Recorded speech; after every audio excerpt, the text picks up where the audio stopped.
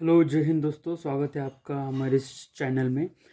आज हमने AI generated video बनाने की कोशिश की थी, जो कि हम रेफरेंस इस बुक से लिया था। हिंदी बुक है, ये हिंदी निबंधमाला की बुक से हमने ये टॉपिक चूज़ किया था। आज मेरा प्रिय हिंदी कवि, ये पूरा टेक्स्ट कॉपी करने के बाद हमने इस वेबसाइट पर जाकर इसे अपलोड किया और इसने प्रॉपर वे से वीडियो जनरेट करके दिया है हिंदी साउंड में। यहाँ पे हम देख सकते हैं।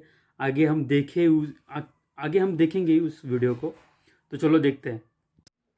मेरा प्रिय हिंदी कवि है। हिंदी काव्य साहित्य अत्यंत विशाल एवं समृद्ध है।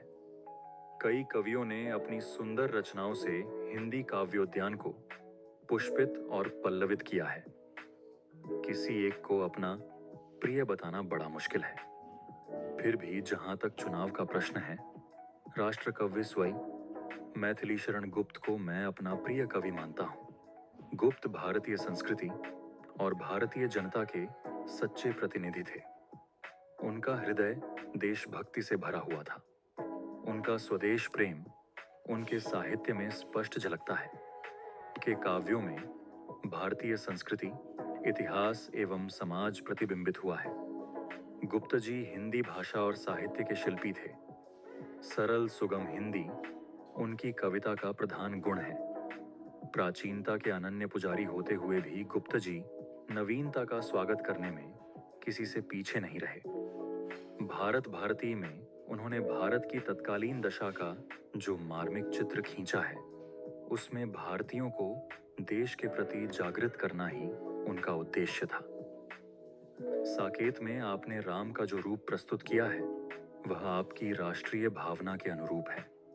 इनके अतिरिक्त यशोधरा, जयद्रथ वध, पंचवटी, नहुष, अनघ आदि गुप्त जी की प्रसिद्ध रचनाएं में हैं। गुप्त जी की सहानुभूति उन पात्रों को भी मिली है जो कवियों द्वारा प्रायः उपेक्षित रहे हैं।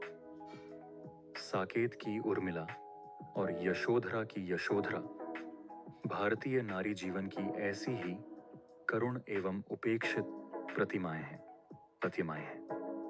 वास्तव में गुप्त जी का काव्य लोक कल्याण की भावना का प्रेरक है। गुप्त जी का व्यक्तित्व भी उनके काव्य के समान ही सरल और मधुर था। प्राणी मात्र उनकी करुणा का पात्र बना हुआ था। उनमें शिशु सुलभ सरलता, स्नेहपूर्ण आत्मीयता और वैष्णव जनोचित विनम्रता थी।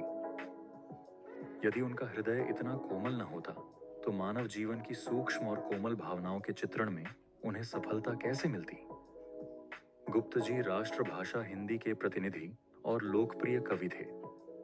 उन्होंने लगभग 60 वर्ष तक लगातार हिंदी साहित्य को संवारा सजाया। अपने अनेक काव्य रत्नों से उन्होंने इसके भंडार को समृद्ध किया। नारी जीवन की करुणा, देश की दुर्दशा, अस्पृश्यता निवारण, प्रकृति एवं मानव जीवन को भिन्न भिन्न झांकियां उनकी कविता में मिलती हैं। गुप्त जी हिंदी के ही नहीं, भारतीय साहित्य के गौरव हैं। उन्होंने देश की जनता के हृदय सिंहासन पर अपना स्थान बना लिया था। भारतीय संस्कृति और मानवता के ऐसे महान गायक और सबके दद्दा गुप्त जी मेरे प्रिय कवि क्यों ना हो,